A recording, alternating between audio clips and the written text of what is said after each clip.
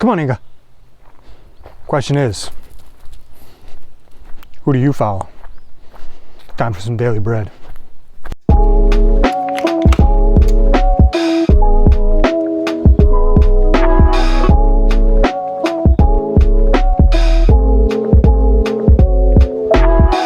Hey everyone, welcome to the Deer Scry Season 2 Daily Bread.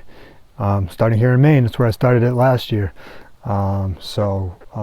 Going to jump right into it. We're going to start today in the Gospel of Matthew, chapter 8. And when Jesus saw the great crowds around him, he gave orders to go over to the other side. And the scribe came up and said to him, "Teacher, I will follow you wherever you go." And Jesus said to him, "Foxes have holes, and birds of the air have nests, but the Son of Man has nowhere to lay his head." Another of the disciples said to him, "Lord, let me first go bury my father." But Jesus said to him, "Follow me and leave the dead to bury their own dead." So this is a pretty rough one when you read it from Jesus. You're like, man, that's kind of rough, Jesus. Let the dead bury their own dead? Like, come on, have a heart, Jesus. Aren't you supposed to be like this nice teacher? But Jesus was doing this to make a point. Is in Jewish custom, one of the most sacred duties was to bury your loved ones, and it was this sacred duty within their culture. You know, us Americans, or us in the West, we have our own sacred cultures. Seems like, fortunately nowadays, it's my kids' games or Sunday football or the baseball game in the afternoon. But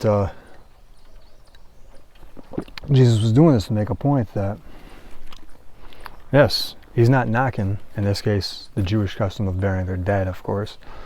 You know, that sacred duty is supposed to be there. You know, in the Catholic Church is a corporal work of mercy.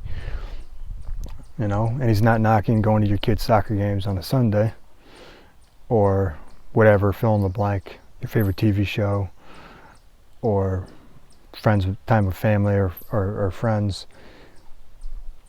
But he's asking you what your priorities are.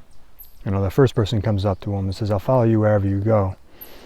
Jesus is making a point is, foxes have holes in the ground, birds have nests, Son of Man's got nowhere to lay his head.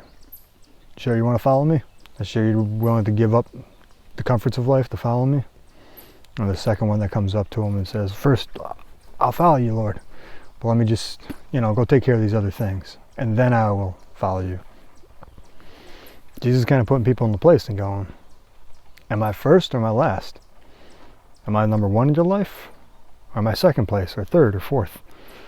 Where do your priorities lie? Is it in the Christ, the God that made you?